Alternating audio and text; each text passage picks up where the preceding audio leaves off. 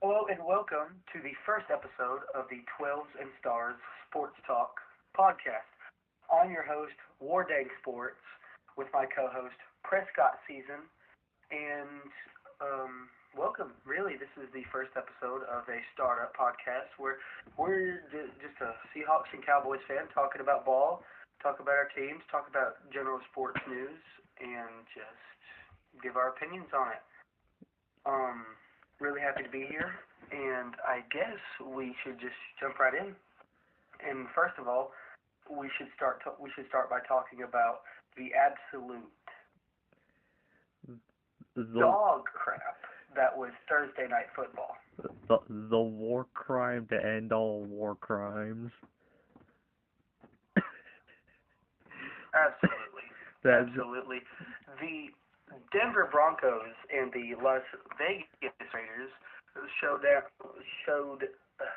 had a showdown in Denver with a final score of 10-7 the shootout to end and all a shootout. the shootout to end all shootouts. I mean, I'm looking at these drive results, and it's painful to look at. Well, let's go over said drive results and let's just get a true experience to how absolutely shit this was.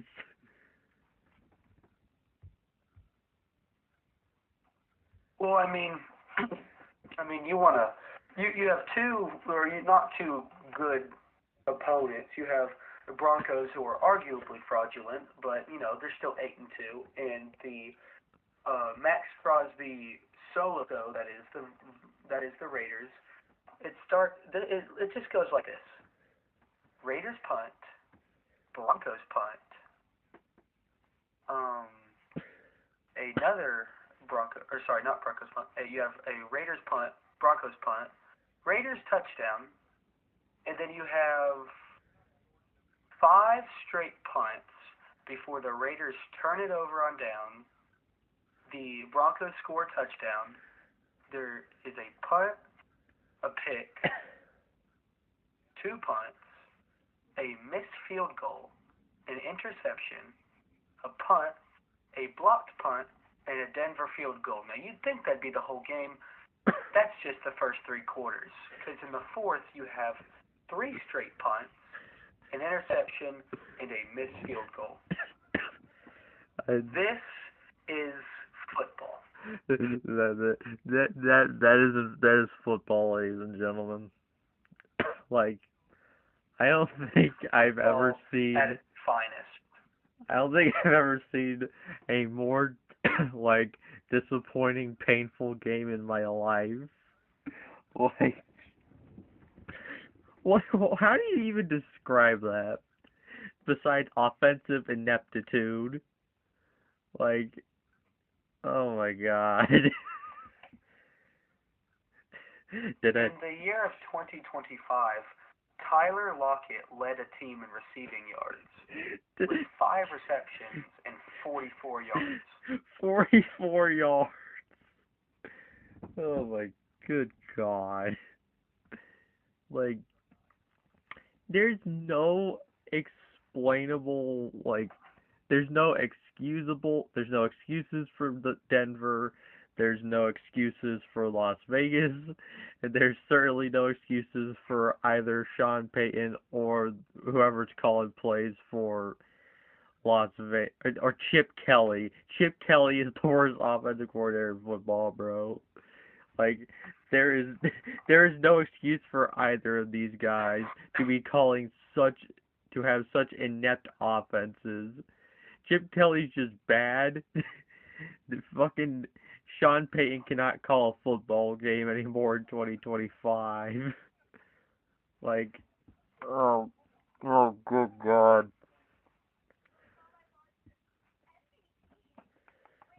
Like, It's just beautiful. It really is. That is football. Moving on, we have a lot to talk about regarding the trade deadline. And I mean, more so you do because the Cowboys made more moves than the Seahawks. So I'm just going to go ahead and let you talk about your Cowboys, and I'm just going to give you a hot mic and let you yap. All right. First off, the what we thought was the trade that Jerry Jones was talking about, like the Monday of the Cardinals and Cowboys game. The secret trade that, oh, you'll read about it in the papers. You'll read about it in the papers when we send it in tomorrow. We all thought that this was the trade, getting Logan Wilson from the Bengals for their 7th round pick this year. And many people have pointed out, oh, Logan Wilson got benched by the Bengals. The Cowboys traded for a benched Bengals defensive player. That's not it at all. The Bengals didn't bench Logan Wilson because Logan Wilson was playing bad. They benched Logan Wilson because the defense was still god-awful, and they were just going to play the young rookies to see what they could get out of them. And it has not gone well for them at all. I think the Bengals have 4 of the top 10 leaders in missed tackles, and 2 of those are the rookie linebackers that they're starting right now. So, and this is probably just like a successful move for Dallas, no matter how you view it, because you get a starting caliber linebacker, which you've needed all year, alongside the returning DeMarvion Overshown against Las Vegas. And it's a leader that you haven't had while Overshown's been out on defense. And then the big one, Quinnen Williams to the Dallas Cowboys. Many have derided this move. Oh, it doesn't make sense. Oh, the Cowboys still gave up a first. Blah, blah, blah. Okay, let's go over the return. They're second this year. The Cowboys really haven't had success drafting in the second round, like, for a decent while now. Like, the 2 second-rounders I remember having success for them is Chidobe Awuzie in 2017. So that should tell you how long it's been in the gap between him and what I'm about to say. And Donovan Ezeraku, their second this year. Like, the Cowboys in between have not had a good second-round pedigree. Luke Schoonmaker from Michigan, not good. Who the fuck is? Oh god, I forgot the corner they drafted in the same year they drafted Micah. Doesn't matter. Like, in between Awuzie and Ezeraku, it is absolute trash. And a first next year, it will be one of the 2 higher firsts. So basically, whichever pick is higher, the Jets will get that. And the absolute bust that is Mozzie Smith is off my team. That is the biggest W from this trade, period. That's the biggest W.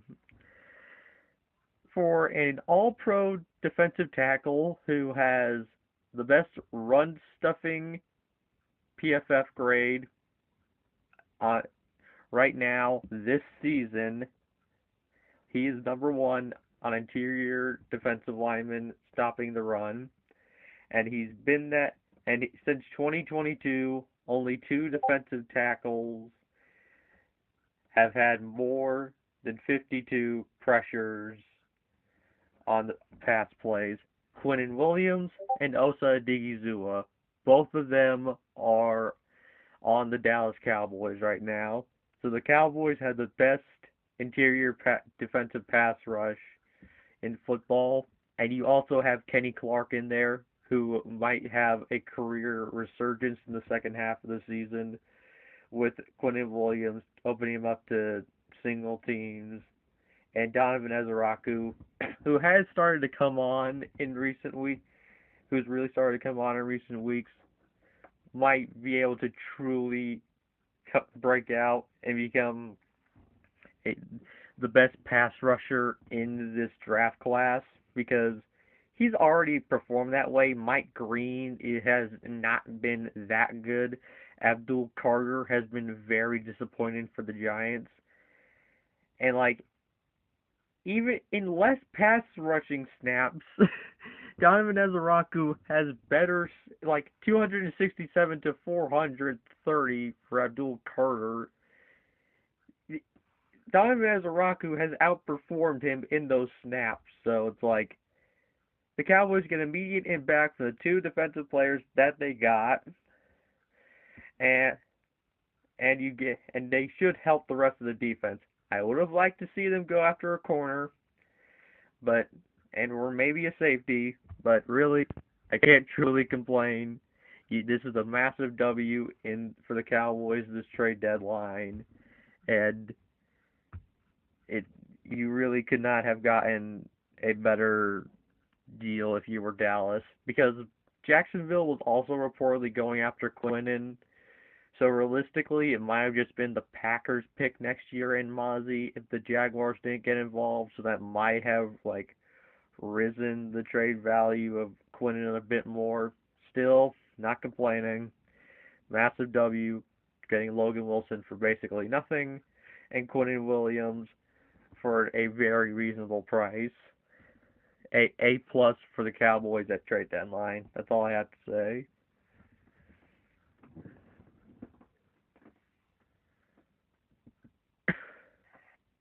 Now, for my Seahawks, only one trade this year, but honestly, in my opinion, I feel like it's more of one of the more underrated trades this season. So the Seahawks trade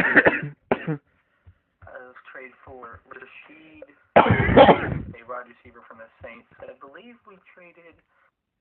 What did we trade? Oh, I'm trying to remember. I'm pulling it up, but we traded like a good package and a solid package for him.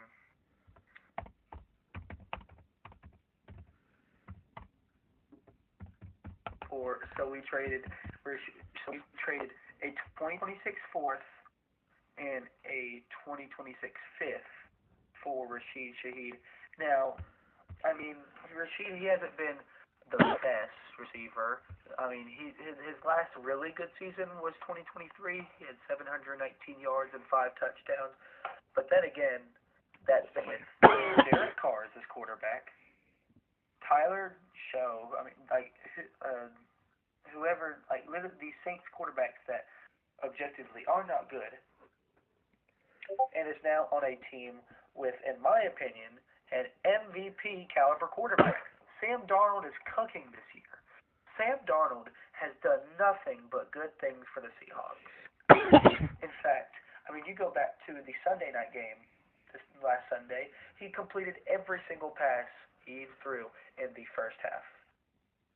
And not only is that just good for him as a player, good for him as a fantasy player, I'm talking about Rashid, it also opens up the Seahawks offense.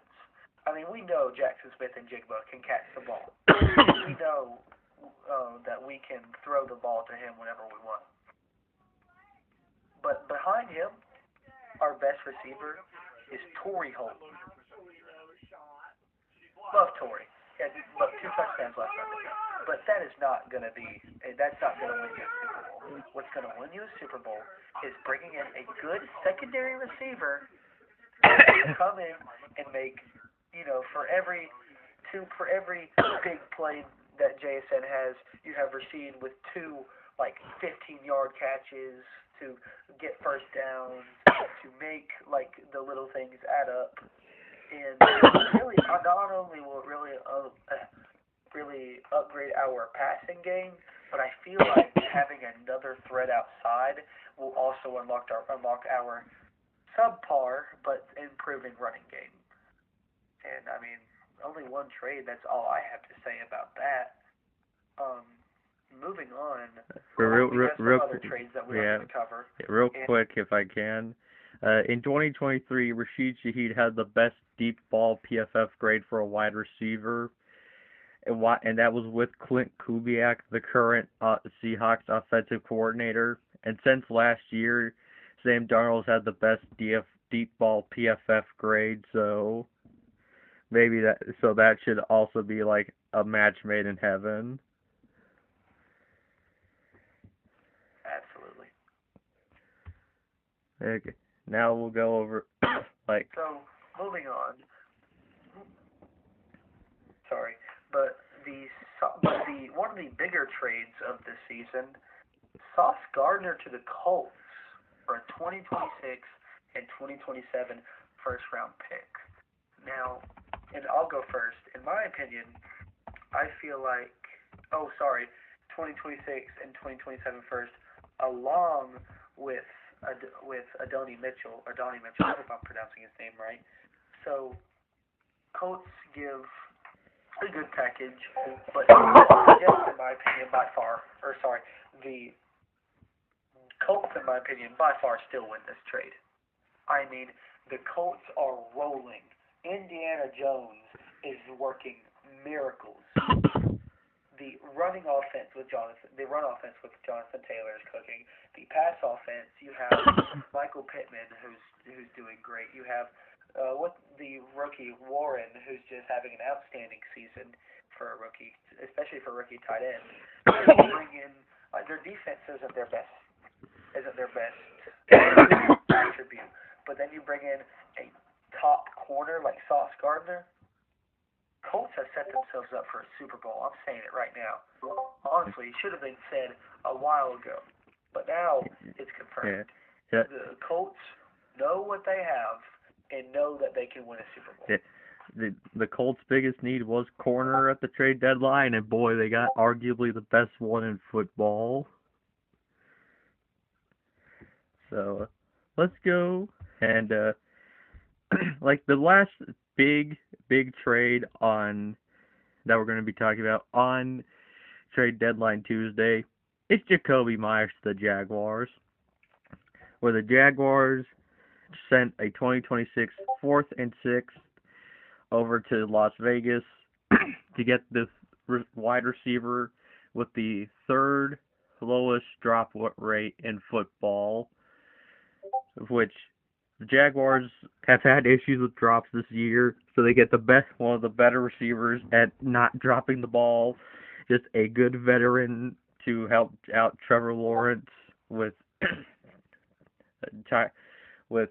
Travis Hunter out on IR the next couple of games, and to maybe I forget the name of the Jaguars offensive coordinator, but he has a history of holding back his superstar receivers. So,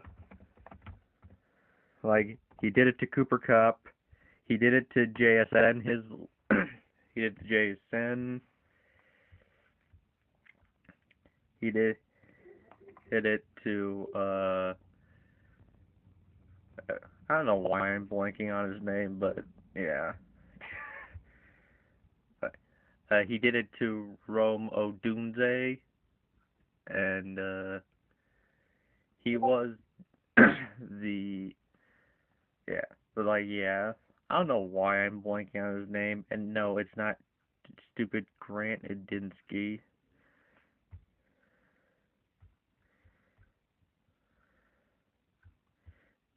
I get your point.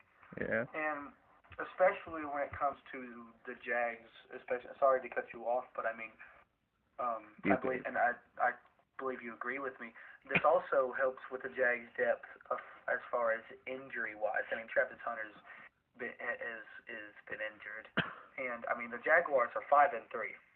They know that they're contending right now, and they need to make a move to keep themselves up to par while Travis Hunter is getting healthy. And once he comes back, mixed with hopefully some more Travis Etienne improvement, this Jaguars offense has absolutely all the potential in the world. Yep. I just have to hope that Trevor Lawrence can play some consistent football next year. Shane Waldron is an absolute elite wide receiver killer, bro. Like, good God. Uh-huh. But yeah, like, Yes, absolutely. yeah, like the running game is a solid running game. The defense very is a decent unit. Just gotta hope that T-Law can play even above average football to truly take advantage of the weapons he has, and not like we saw what T-Law could do at his best against Kansas City just this year, a couple of weeks back on Monday Night Football. So we know it's there. It's just can he continue to Uh-huh. keep tapping into it?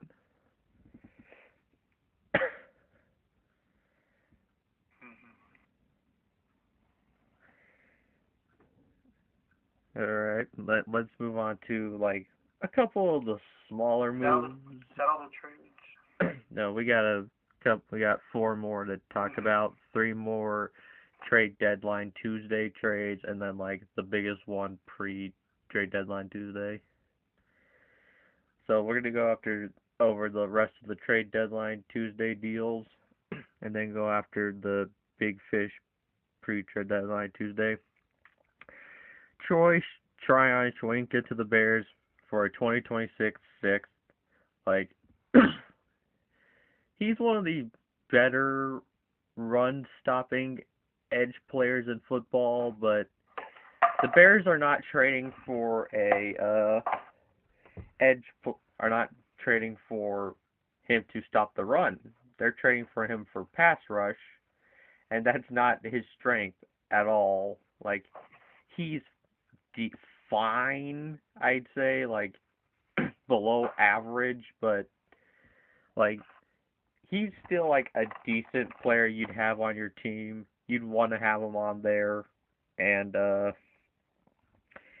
it's not the biggest move in the world. Maybe he finds a little bit of pass rush strength over in Chicago, but I don't know when you couldn't get pressure with uh Miles Garrett and Vita Vea respectively on the two previous teams you've been on. I don't think that's going to happen with Montez Sweat.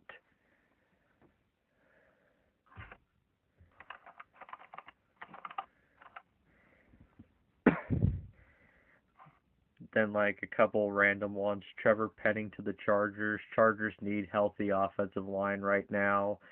Trevor Penning like looks to be a bust. Maybe he can revive his career in Los Angeles, but I don't think that's going to matter. And Jasir Taylor to the Jets for a conditional 2028 seventh. Okay, I didn't even know this guy was in the league. That's how little this trade matters.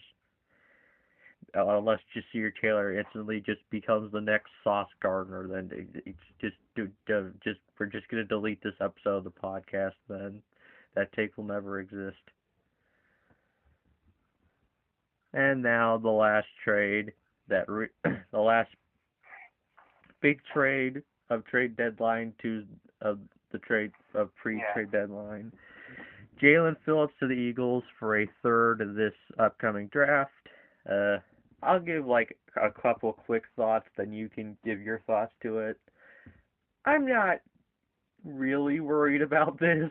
Like, yeah, theoretically it's a good move, but you're at this point in Phillips' career, which you don't want to say this, but you're trading for an injury-prone, inconsistent edge player who the Dolphins couldn't even like. Like I know I'm stuttering here, but like honestly, that's how this trade just doesn't fear me if you're an NFC East opponent. Like, yeah, maybe the Eagles can get him back to his 2023 form, but even then, 2023 Jalen Phillips was fine. He was above average. Like, yeah, he was a decent pass rusher, but nothing more. And ever since his ACL tear, he's just been below average. Like, he still has name value, and maybe you can still get something out of him, but he's also in a contract year, and I don't feel like Philadelphia is going to pay him unless they're like that desperate for edge, and then like go ahead, you're going to be overpaying for a guy who's going to be like just mid for the rest of his career. So like, yeah, that's my thoughts on this. You can give like your thoughts on it. Other than that, like, I'm not that impressed by the move. Yeah, I mean Jalen Phillips. I mean, if you go back, I completely agree with you when you say inconsistent. I mean, like he has one season where he has one season where he has like he has 23 combined tackles. One season where he has 37. One where he has 28. And then you have his injury year. So it's like inconsistency is the name of the game, and it's whether Philadelphia can help with that with the injury prone, how injury prone he is, and if they can lower that, like if they can keep him healthy, and if they can, and he starts to produce, maybe give him like a 1 year to prove himself to if he wants to stay with the Eagles, but it's all going to determine on that. Yeah, that I agree on that. But yeah, that's the trade. Yeah. That's trade deadline. That was it was honestly one of the more eventful ones in recent years. The only other one that like 8 trades, tying itself with 2022, I believe, for the second most since 1990, if I remember that was the stat. Like the only other one that beat it was 2021 with 10 at the trade deadline. So yeah, and it had two massive trades and a couple others that really mattered. But yeah, it was it was an exciting one for once. I liked it. Yeah. It Now, was. I mean, it's definitely a fresh of breath air, or a breath. Sorry, a breath of fresh air. you know what? That's the new slogan for the show: "Fresh or fresh air." Okay. Now, Yep, absolutely. So to move on, yeah. I mean, I think we were both going to say the same thing. I mean, we're going to talk a lot of NFL, but I mean, this year's, especially with just college sports as a whole, is honestly one of the bigger ones in a while. I mean, you have in football upset after upset. Like you'll have one team upset number it, 18, and then they'll be number 18 in the nation. It's like it's I think this is right. It's like number 18 in the nation has had more upsets than every other team in college it, football. it, Kind of like in 2007 when you were number two, you yeah, did not want to be number two with how many times number two was upset. So yeah. we're going to just take a little bit for both of us to talk about our teams. I mean, my friend Prescott Susan, he's an Oklahoma sports fan. I'm a Auburn fan, as you can tell by my name. And so since he has a little bit, I mean, I don't know how much he wants to talk about, but I'm going to let him go first because I know I have a lot to cover. Yeah. I'm not gonna go like long on talking about call OU football this week. We are on bye. We are coming off like a get right game against Tennessee where it was a little bit it was stressful, but we did get the win. I still think it was the stupidest decision to bring Mateer back from his thumb surgery a little too soon, but I get it.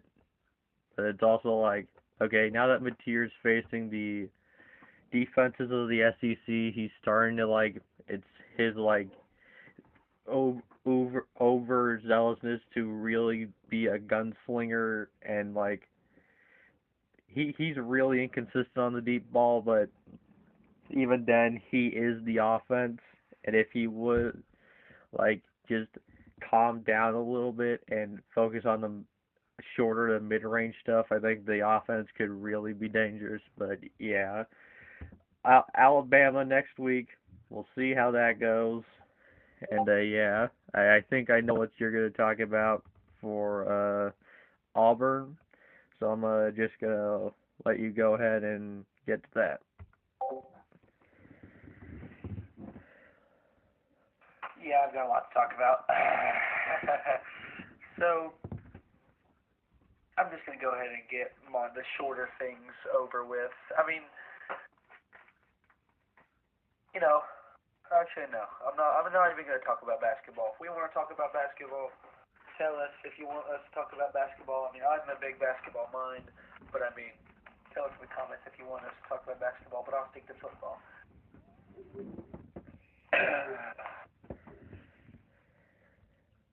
I don't know where to start. So this is the first week in 3 years that Hugh Freeze was not my football coach. And in that week, the Auburn Tigers had about no, I think over 500 yards of offense with DJ Durkin as the head coach and letting Derek Nix call our plays.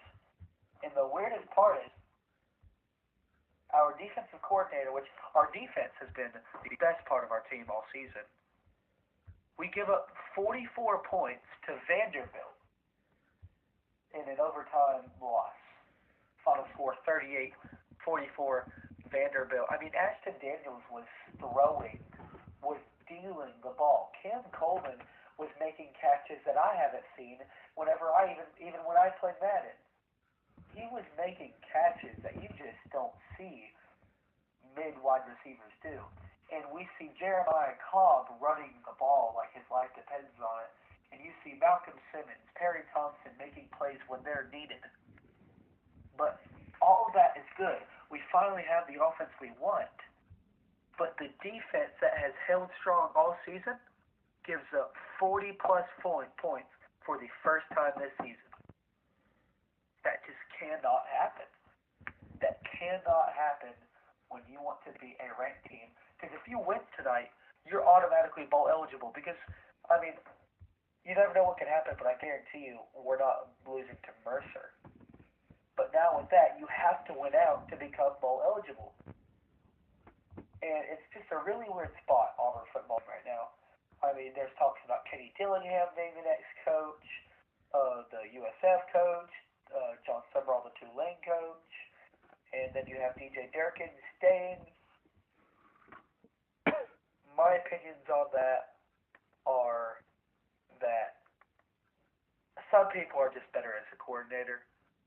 I mean, you look at people like Mike Bobo, Georgia's coordinator. He was our offensive coordinator as well. I mean, in the games that he has had to coach, he wasn't very successful.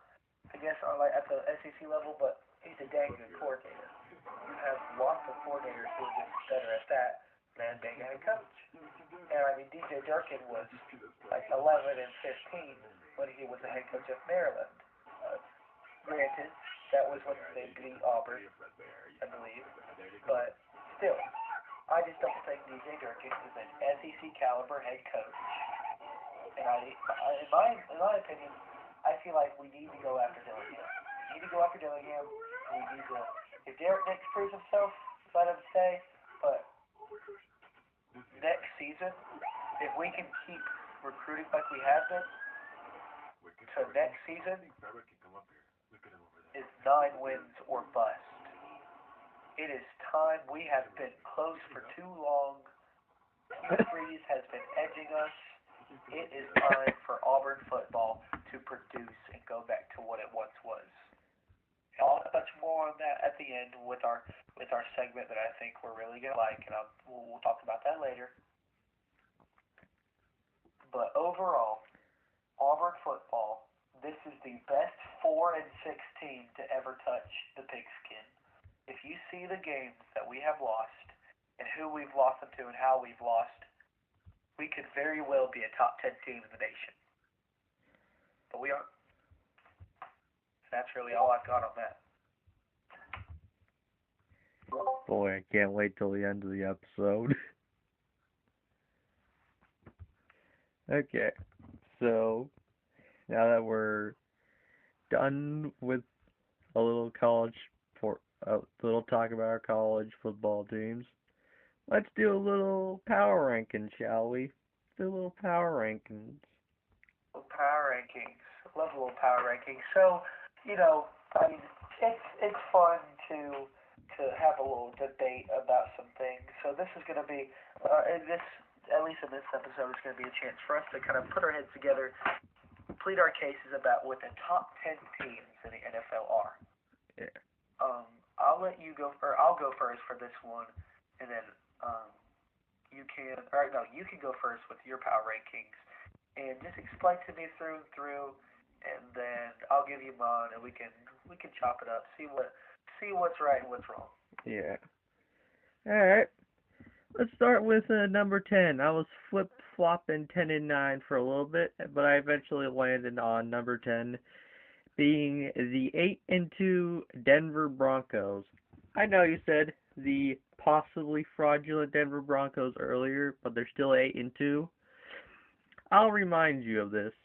The 2020 Pittsburgh Steelers were 11 and 0 at one point, so just have that in the back of your mind there. And this Denver Broncos team is arguably very similar to that Pittsburgh Steelers team. An old veteran head coach with a group of with a fantastic defense and a very below average offense. This offense should be better. It should have a ground game. J.K. Dobbins and R.J. Harvey are two good running backs, and they have a good offensive line.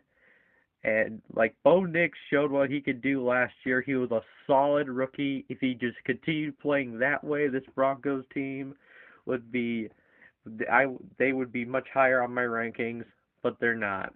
The running game has been mediocre. Bo Nix has regressed.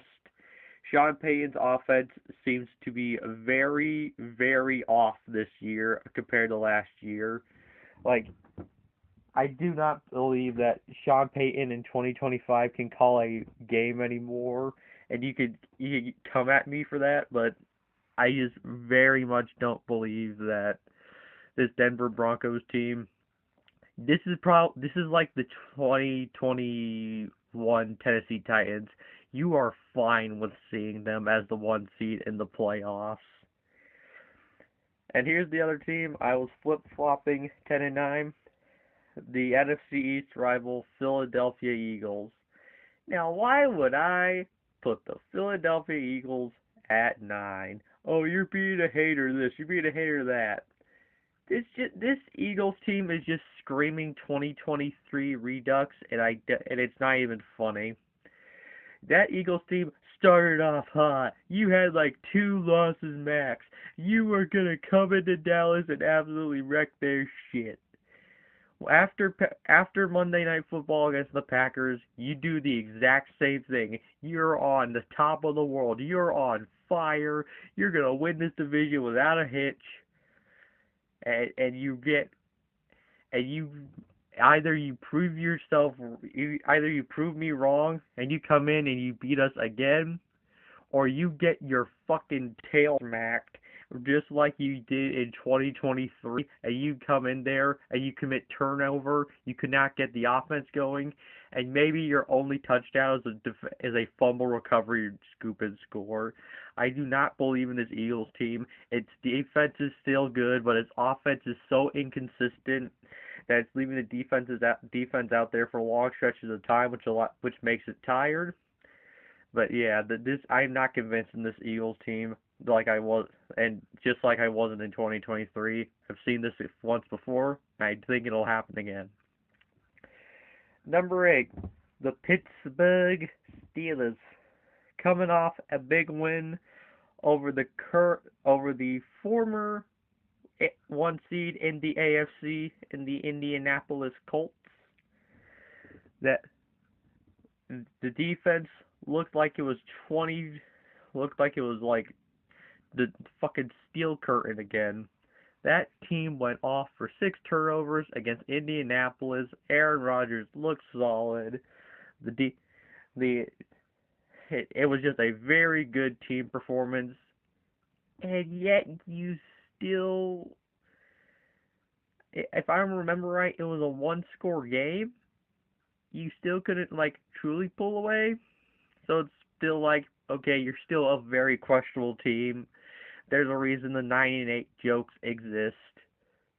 Like, you're probably gonna get first rounded, like, but still, this is a solid team. At the on the right day, it can bring it to anybody, and you might still win the division because it'll take a miracle for the Raven. Like, yeah, Lamar's back, and they have a sharp and soft schedule. You still can get like a couple more wins over the Ravens and win that division for the first time in a few years. Number 7, the Packers. Oh, Green Bay. Green Bay, Green Bay, Green Bay. You talk about fraud alert. This team's been fraudulent ever since week 3? Week 4? Like, seriously. When has this team looked good after week 2? I just don't see it, bro. Like, oh, yeah, Mike is having another Micah season. Congratulations. This is the same shit I've had experienced in Dallas. Bunch of pressures. You're complaining about Micah not getting holding calls. Same as us. That defense has massive holes on it. Rashawn Gary and Micah Parsons are decent edge rushers. Your linebacking core is suspicious. Your cornerbacks are very suspicious. Xavier McKinney is a good safety, but your only solidified players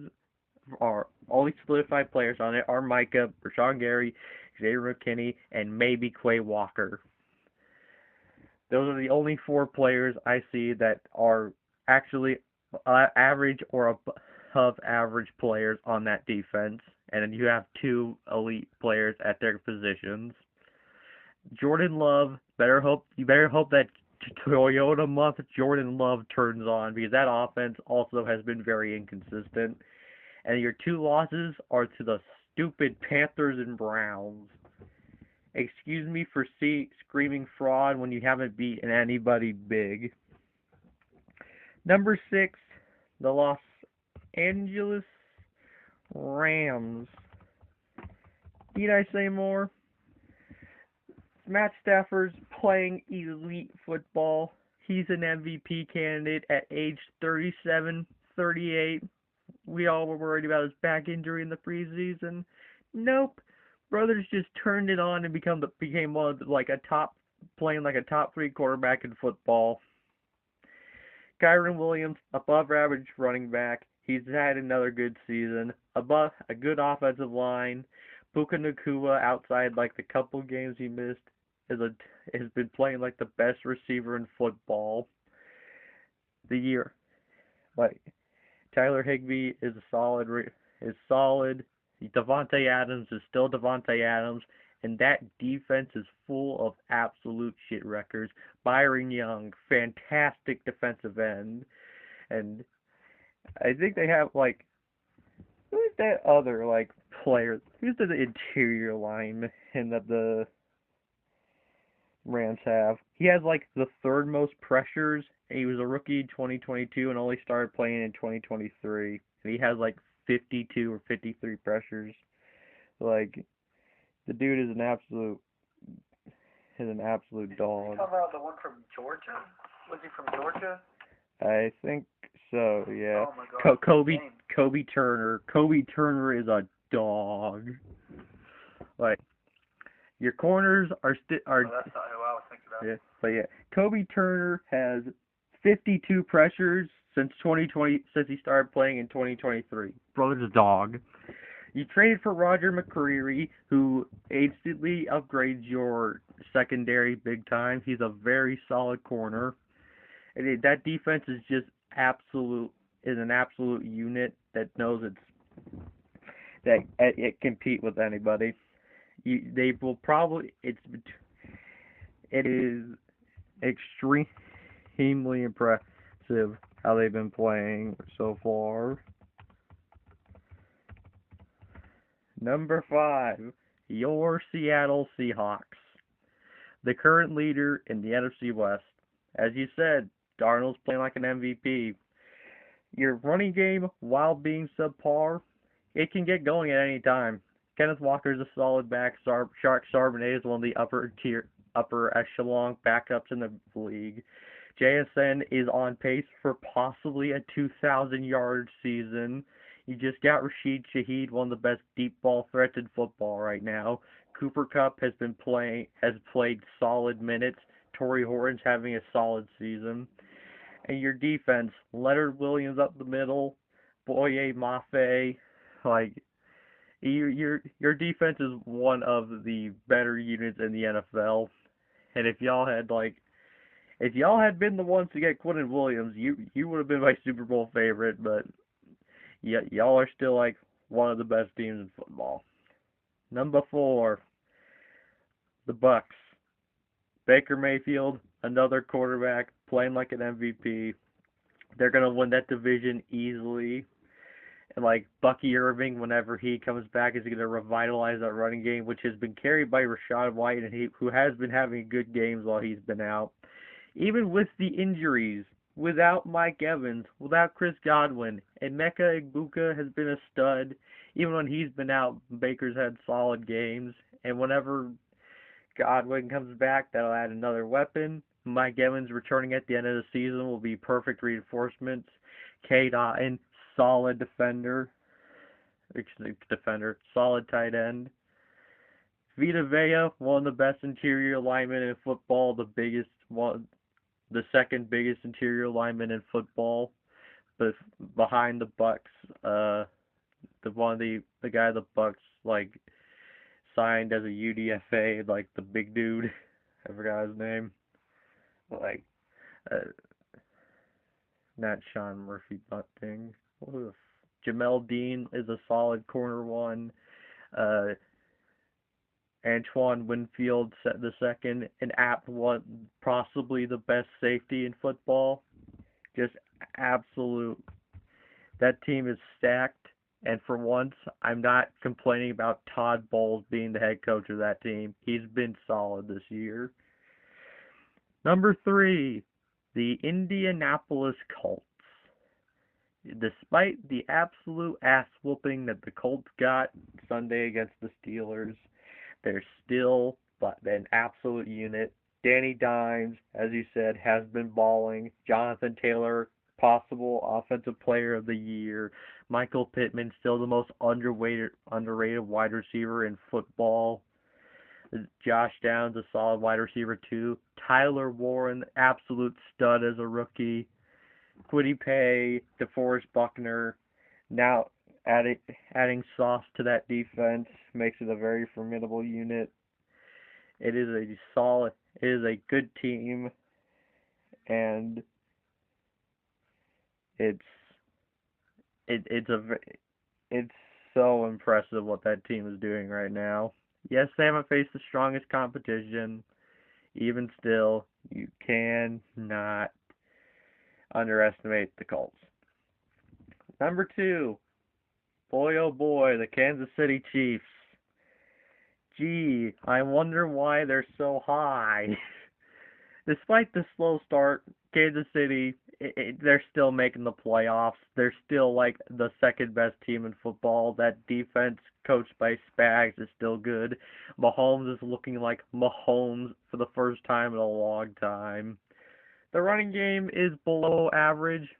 Yes, it was still. They probably should have sent that third for Breece Hall, but the offensive line's still good. Travis Kelce on the right night can still look like old Kelce. Rashee Rice is a dog. Xavier Worthy, a good wide receiver too. Hollywood Brown, when he gets his opportunities, still good. You can never count out the Chiefs. Now that they're probably still like going to win the division. I don't think the Broncos can hang on to it unless they somehow just keep surviving like they've been. But yeah, Kansas City's like the second best team in football in my opinion. And number 1, the team that beat Kansas City last Sunday, the Buffalo Bills. Their defense is questionable, yeah. Their defense is questionable. They didn't make any trades at the trade deadline like they probably should have for a wide receiver one. James Cook and Josh Allen are doing such an incredible carry job. I can't put them anywhere lower. That offense is an absolute unit, and the defense showed that on the right night, it can play like a solid unit. The pressure it got on Mahomes, the multiple picks it got off Mahomes, it just that's the team that Buffalo can be. And it kills me that you get humiliated by the Atlanta Falcons a couple of weeks back, but you dominate the Panthers the next week and you beat the Chiefs the next week. It's a question of which Buffalo team we're going to get from week to week, but I still think that the Buffalo team that we saw Sunday is the best team in football by far.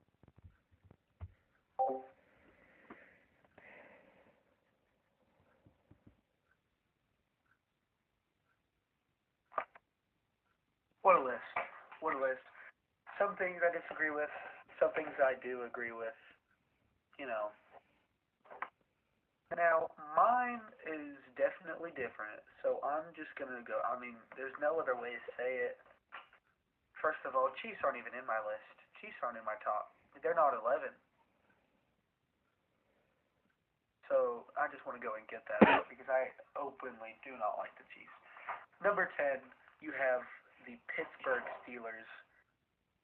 Aaron Rodgers is still just, he's like 67 years old, and he still can just get in the kitchen, put his dick on the table, and say, honey, it's dinner time, because he has just been destroying teams lately. And, I mean, well, not destroying, but, I mean, if you see these teams that he's played in the stats he's putting up at this age, I mean, you look at his game against, especially the Colts.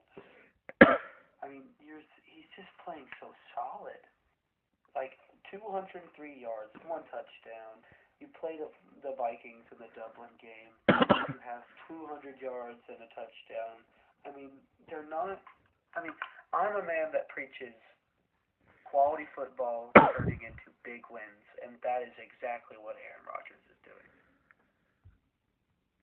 The running game, in my opinion, is a little suspect. I mean, we kind of knew that coming into the season, but I feel like it just needs to get a lot better. Receiving-wise,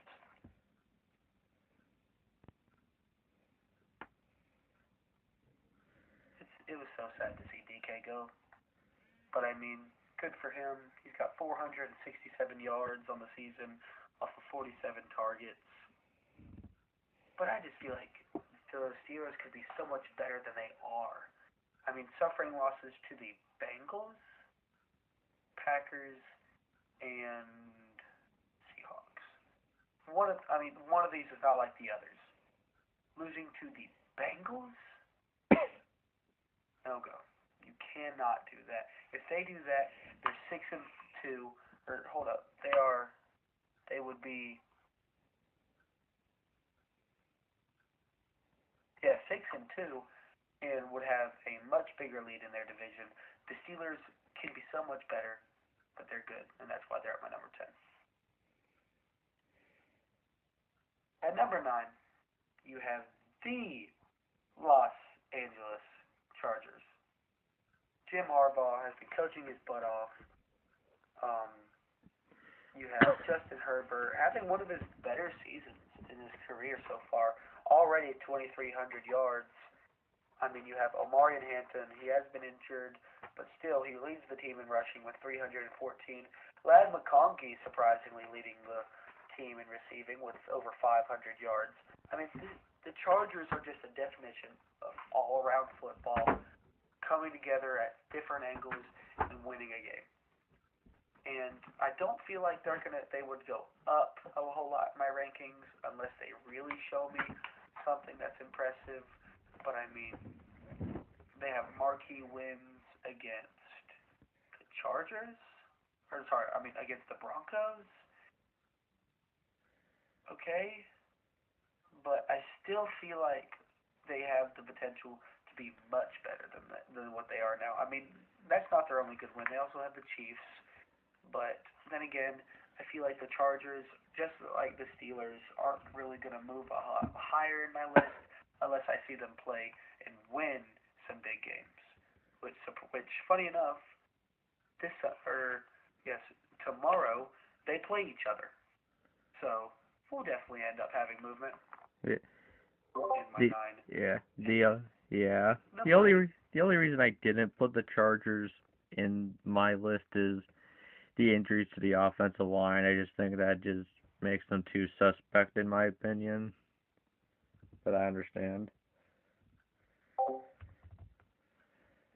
Mhm. So next with the Broncos, and I completely agree with that, but still. Now at number eight, I have the Broncos. I'm right. I'm just letting you know. I am big on the Broncos. I mean, yes, we've already talked about the Thursday night game, but look at some of these other games. They barely lose to the Colts. They barely lose to the Chargers, and those are their only two losses. You know how many combined points they lost those games by? 4. With marquee wins against the Eagles, Cowboys, and honestly, they are underperforming, but I feel like on any given night, the Texans can give you a good game. And they're playing good football, but it's so inconsistent, too. It's like they played to the level of their competition, referencing the Steelers team. That team played to the level of their competition. I mean, they only beat the Titans by 8, but then they lose to the Colts by 1, lose to the Colts by 3, then they beat the Bengals by 25, but then they come and have a good game against the Eagles.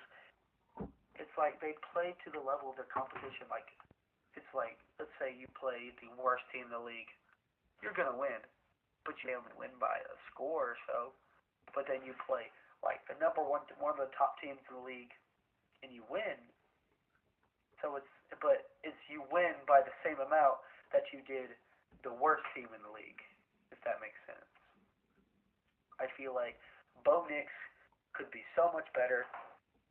I feel like the receiving game could be better. I feel like overall this whole team can be better. But honestly, this Broncos defense is the reason they're 8-2 because you're seeing they're only giving up. I mean, I'm looking at opponents like the Colts and Chargers, Eagles, and Cowboys. You know how many of those teams scored 30 points? None of them. So I'm big on the Broncos right now, and I genuinely believe that we will see them in the playoffs. I mean, there's no way they don't, but I also feel like if they do make the playoffs, they're gonna have to prove something. Agreed. Number 7, you have the Green Bay Packers. Now, this is one of the things we did have in common with having the Packers, and I mean, you spelled it all out. I mean, the interior pass rush or the exterior pass rush for the Packers doing great. Micah having a season. What was the other guy you mentioned? Oh, I can't remember right now. Rashawn Gary. Yeah, Rashawn Gary. He's having a good season. And then, just like you said, the secondary is suspect. But then you have the games that they're playing. I mean, your losses are to the Panthers, to the Browns. I mean, come on. You cannot be as good as you are and lose to the Panthers and Browns. Now that's more so slander against the Browns. The Panthers can be good, but the Browns, the quarterback carousel that is the Browns, you can't just do that. You just can't do that. But also in the same breath, they beat a Lions team by 14, a healthy Commanders by 9, a in an absolute shootout with the Cowboys for tie. They beat the Bengals. They beat the Cardinals, an underrated team in my opinion, and then they beat the Steelers by 10, another team I have in my top 10.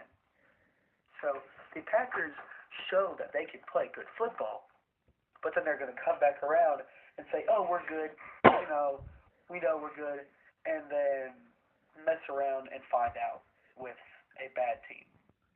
That has to change. Has to change if they want to go far in the playoffs this season. Number 6, the last team before my top 5, Philadelphia, man. Philadelphia has been playing good football, but not as good football as they could. Not nearly as good football as they could. The Philadelphia Eagles are winning games against the Chiefs, Rams, Buccaneers, but then losing games against the Giants and the Broncos. I mean, the only problem that I really have with the Eagles is that their receiving game is so inconsistent. I mean, you have a absolutely dog receiving corps with Devontae Smith, A.J. Brown. You have now a deeper running game with Auburn alum Tank Bigsby, and arguably, no, not even arguably, the best running back in the league in Saquon Barkley. But with those weapons, I'm looking at the schedule, and I don't see how you're not undefeated. They're underperforming already. How do you let the Giants score 34 on you? How?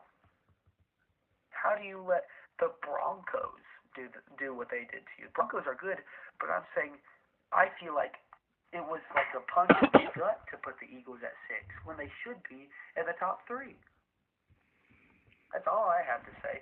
I feel like that they are underperforming beyond their years, and that defense is still the same Georgia Bulldogs defense, I guess. I mean, they're playing good, but then again, they're letting the Giants score 34 points on them. That's all I have to say about their defense. 2-minute drill. Y'all know the drill. We got 2 minutes on the clock, and it's already full. Just giving you it. And I'm starting with George Kittle. Here is my top 5. Starting in the top 5 are the Tampa Bay Buccaneers. And you covered it perfectly. I feel like you covered it perfectly. When you have Chris Godwin, Mike Evans, and Ibuka out, Baker Mayfield is still finding ways to win games with plumbers and firemen on his team. He's throwing to DoorDash drivers and winning games. And you have to respect that. But then, by the end of the season, if there's any big injury to Baker or someone else, this team is going to be infinitely more dangerous by week 17, week 18, because they will have their entire receiving corps. The running game will be healthy. The defense will hopefully stay consistent. But I feel like this is the kind of team where you don't really need to look at them midway through the season and wait to look at them towards the end. This is a work in progress kind of team, in my opinion. But I mean, just going over their schedule like I have everyone else, I mean, you have marquee wins against the Seahawks, against the Falcons, and against the 49ers. And one thing that I'm honestly surprised about is how they only beat the Saints by 20. That was a little sad. That was a little disappointing in my opinion. This offense has the potential to be world enders, but they just can't get over that hump due to injuries. So I feel like in 5 to 6 weeks, maybe 6 to 7 weeks, this team is going to be infinitely better than we could ever imagine.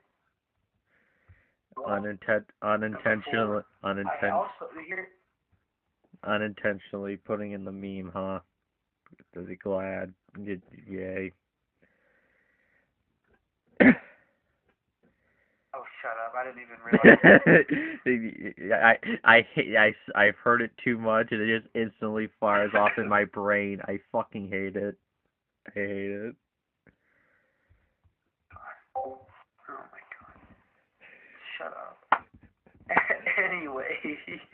You have number 4, and I feel like one of the surprisingly most dangerous teams in the league. This is a team that just came out of left field. You knew you were going to see improvement with receivers like Stephon Diggs.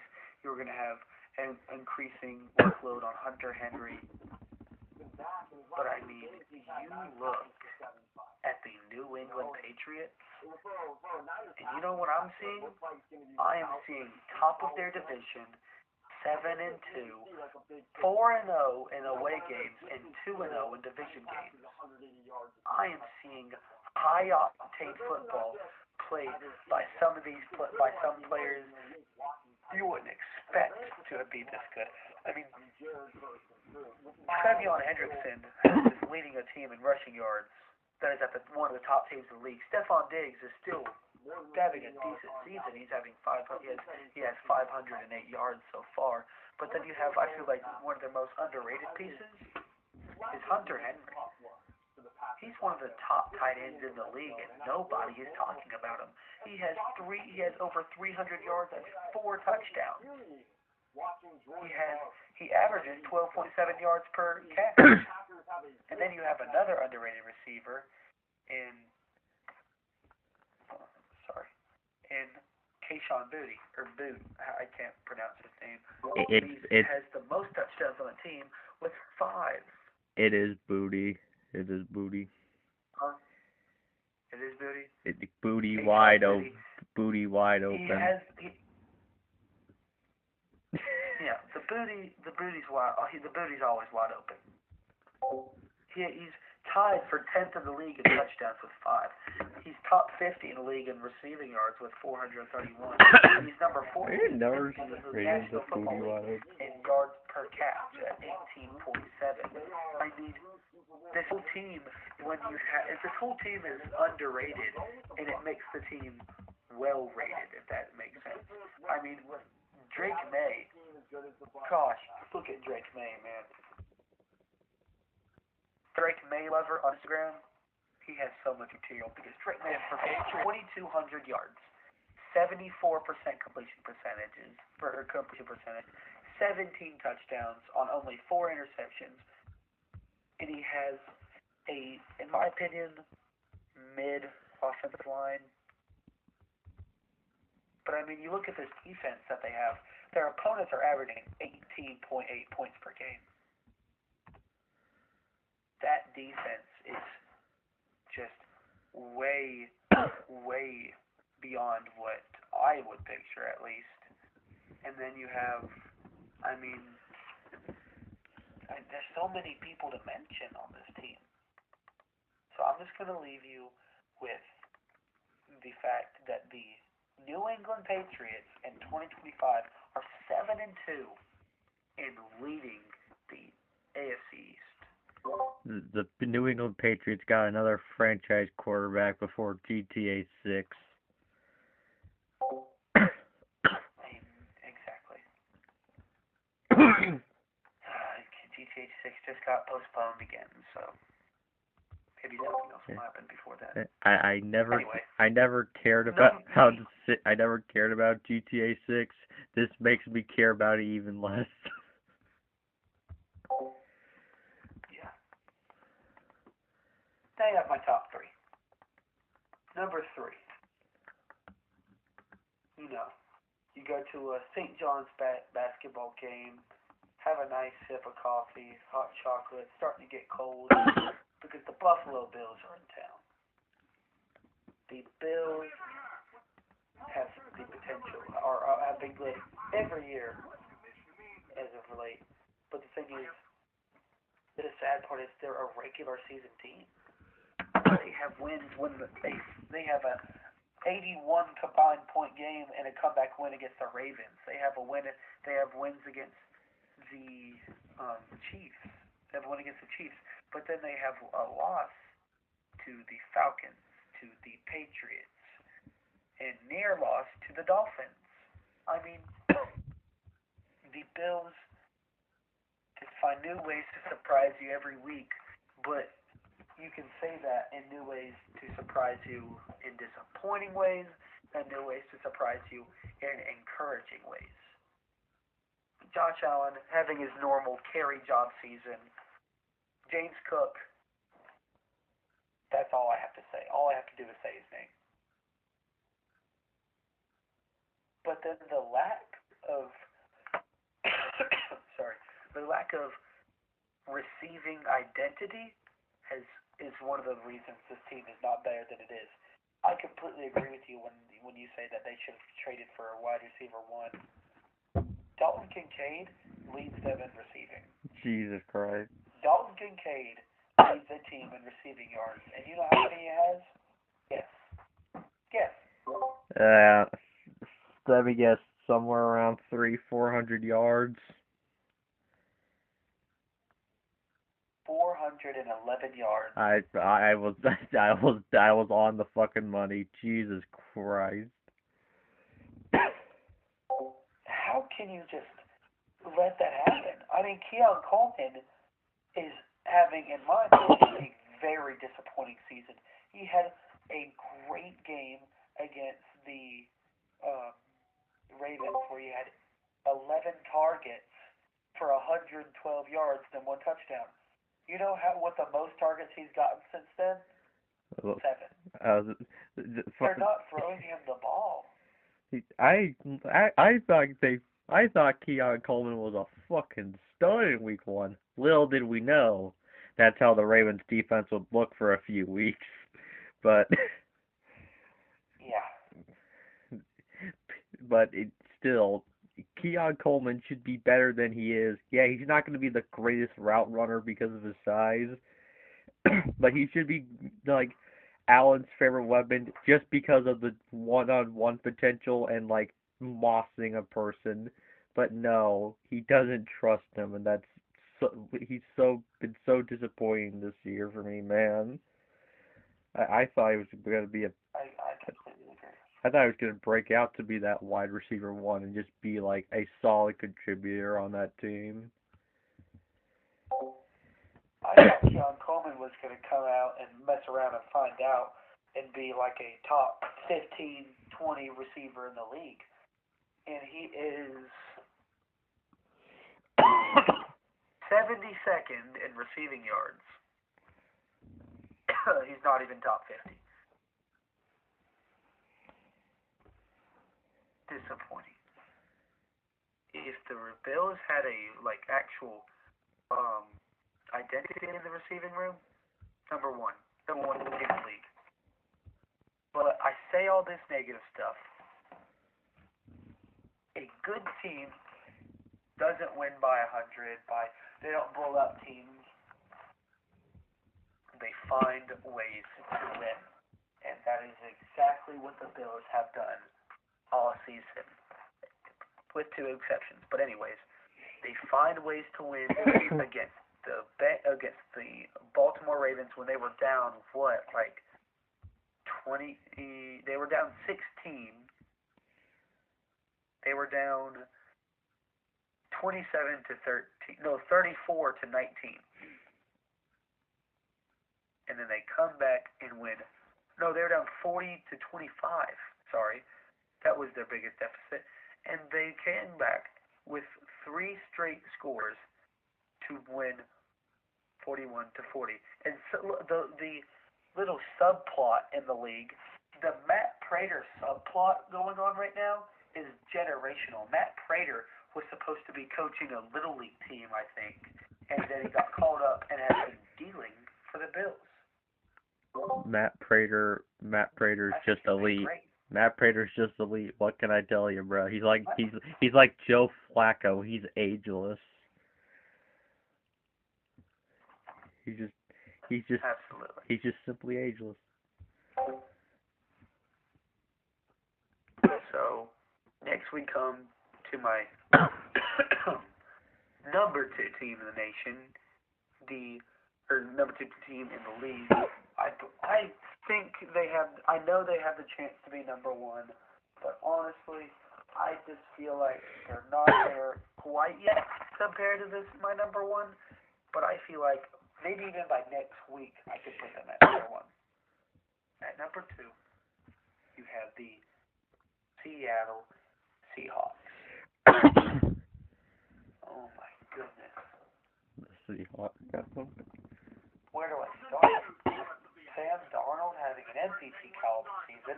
Jackson Smith and Jigba, a receiver, is having an MVP caliber season. On pace for 2,000 yards. I mean, look at what they are doing. Leading the NFC West, arguably the hardest division in football. I mean, you have 3 teams with 6 wins. And then you have the Cardinals, but the Cardinals aren't horrible. But I mean, you have people praising the NFC North. You have people praising the AFC West. The NFC West is the hardest division and has been one of the hardest divisions in football for the past 5 years, and I will stand on that. And the Seahawks are killing it right now. Now, when it comes to the games they've lost, losing to the Buccaneers after throwing a pick, that game's, you're losing that off of your own fruition. You're losing that because you made mistakes. Seahawks should be 7-1.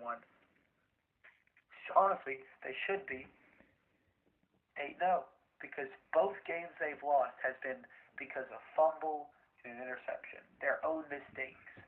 But the thing is, they've taken those mistakes and won big games, like a good win against the Steelers, a nail biter against the Cardinals, beating the Jaguars, beating the Commanders and the Texans, just winning against good football teams, not just close but convincingly, and that's what great teams do.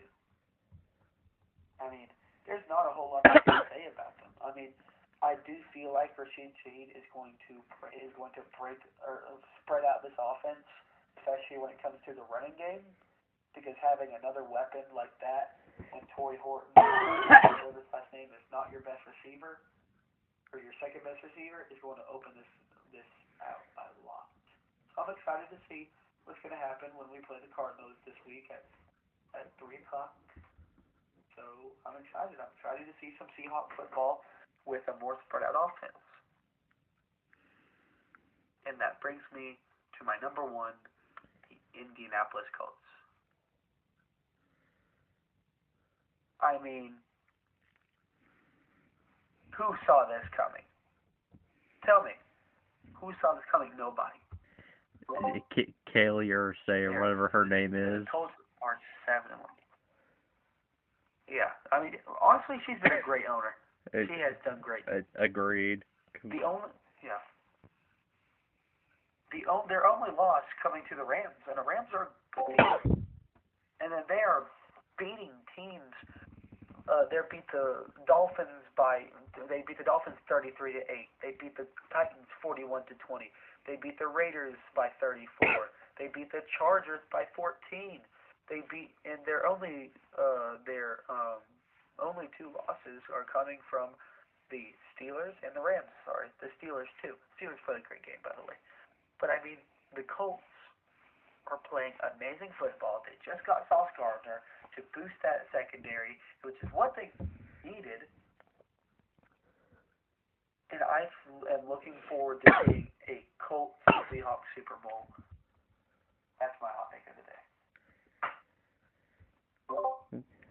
Hey, if it means anything, my Super Bowl prediction is either Bills and or Rams or Seahawks. So well, there's my hot take for there. Where are we right now? How long? We How long just have we been recording? it's 9:54. When did we start? A little past 8. So we got predictions for Sunday, and then we got your little rant to end the show. So I started off power rankings. You can start off Sunday predictions.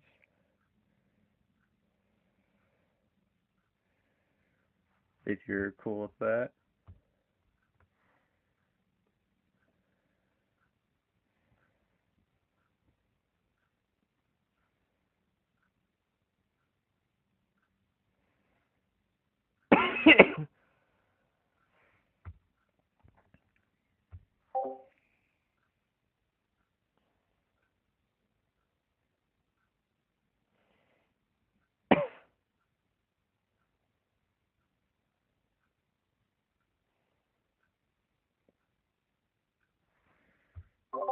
The brother has left the recording. I guess I'll start.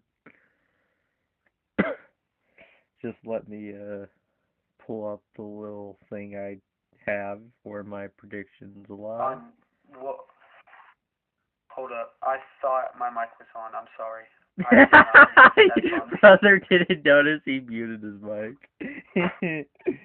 I forgot. I'm kind of coming down with a cold, and I forgot that my mic was off because I had a cough, and I just started reading off my predictions. Oh my god. You're good. You're good. You know what? That's staying in.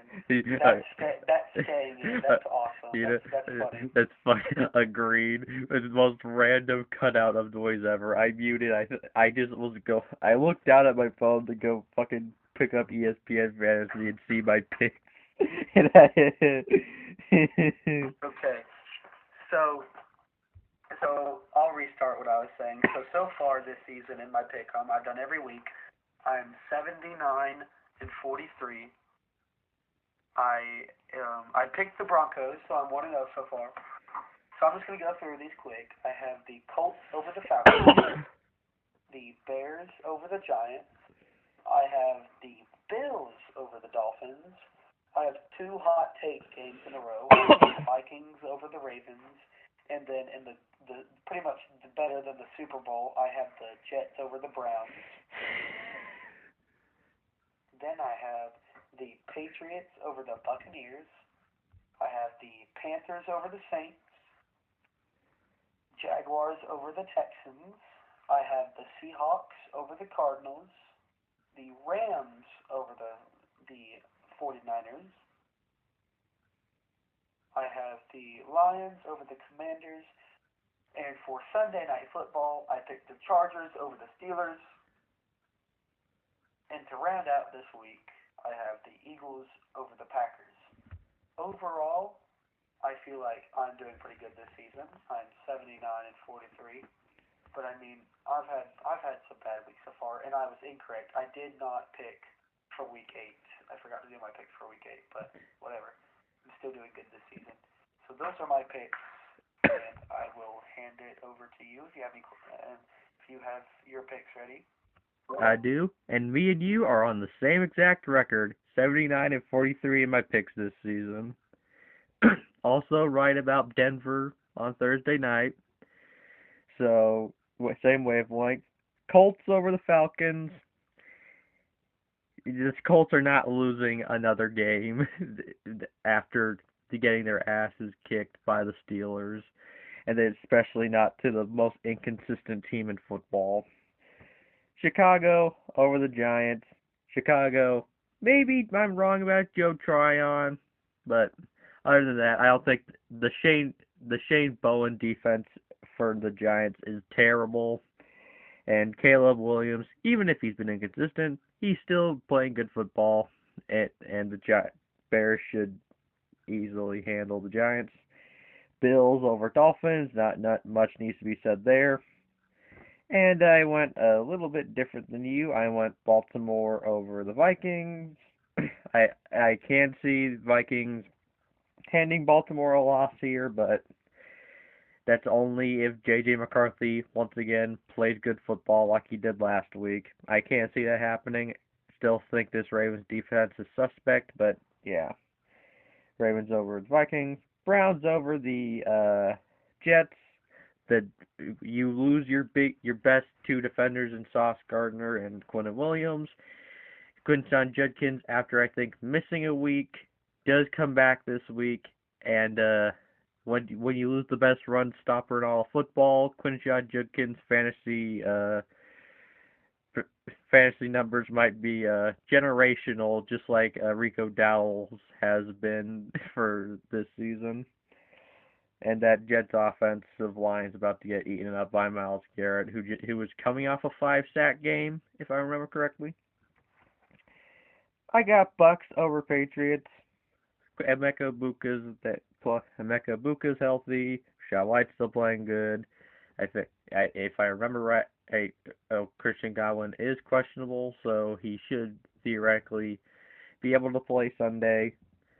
Drake May can play world beater again, but I think the Buccaneers, with their running game, is going to be able to hold the ball longer than the Patriots are able to score, so I'll go with them a little there. Panthers over the Saints. Saints are an absolute dumpster fire, not much needs to be said. Jacksonville over the Texans. Again, not much needs to be said. If C.J. Stroud was playing this game, maybe, but Davis Mills definitely isn't winning. Seahawks over Cardinals. Theoretically should run over them, but again, you did play them close. It is a rivalry game, so who knows.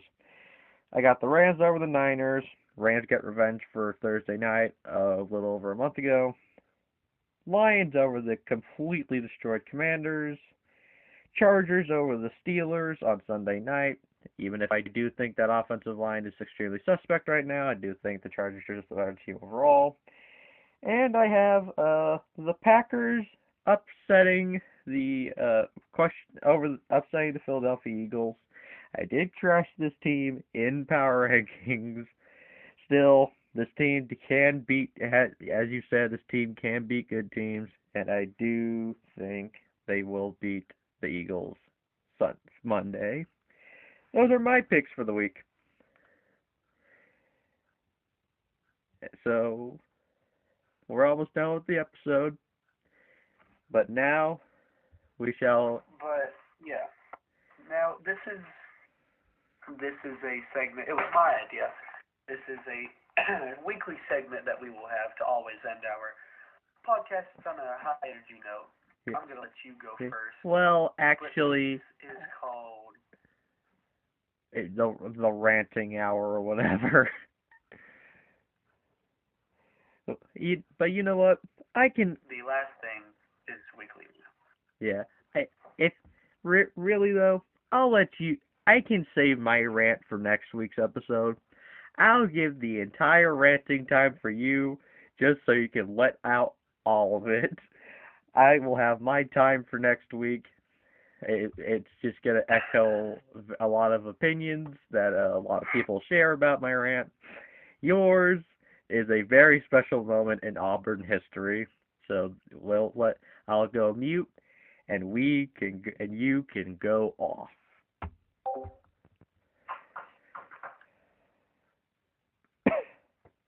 He kind of gave it away. Every week, we will always end the week with the weekly rant. And this week, I watched an Auburn football game where Hugh Freeze was not my football coach. For 3 years, we have been, quote-unquote, close. Well, Hugh, if we're so close, we might as well have beat there, right? We haven't touched a bowl game in 2 years. We haven't even thought about one. This team, for the past 3 years, has been some of the biggest examples of underachievement in football history. There are 4 teams this year who give up who has not given up more than 24 points per game before today. Was number 1 Ohio State, number 2 Indiana, another really good team, and good old measly Auburn. This defense has been generational levels of good, with an offense that couldn't throw a football more than 5 yards against a Pee Wee football team. This has been unacceptable. You have some of the biggest threats in football. You have Cam Coleman, just an absolute second coming of Calvin Johnson. But you say no. Let's throw it to, I don't know, what's his name? Preston Howard. The worst example of a tight end. Honestly, I don't think I can name a tight end worse than Preston Howard. Horrible. And then you have a quarterback like Jackson Arnold, who people thought was going to be good. You're an Oklahoma fan. I see why you didn't like him. Because he is the biggest fraud I have seen since TJ Finley, since the Robbie Ashford experiment, actually. I mean, you see Jackson Arnold in the portal, and you're like, let's get him. You see players like Fernando Mendoza, John Mateer. You have players who were on lesser Power 5 teams, but were winners. But you go out in the portal and get the only player in the portal that we knew had lost games and was a loser. But you thought, let's take this loser and turn him into a winner instead of taking two quarterbacks who are now in the Heisman race. Jackson Arnold over two Heisman candidates. Do I need to say more? Yes, because Hugh Freeze drove away a team captain. How does one be so bad that a team captain, a player that you appoint to be the pinnacle of leadership, of energy, of team love, of just overall, oh my gosh, how do you let that happen? He's a cancer to this football team. No joke intended. No disrespect to Hugh and his personal life. I am purely only looking at Hugh Freeze as a football coach.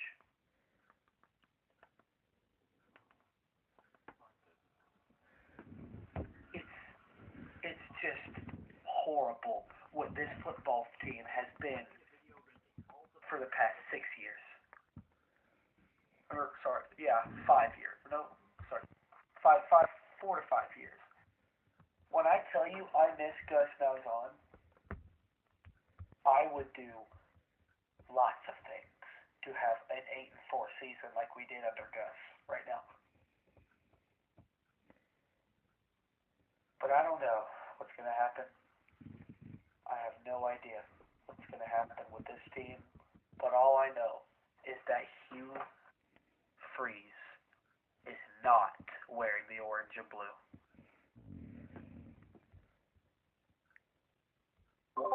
And the college football world rejoiced. Absolutely.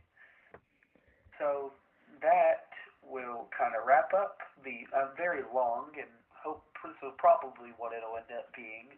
I don't see very many views coming out of this, but honestly, it's fun. It's fun. Yeah. And I mean, do you have any ending remarks? Not really. Just good luck to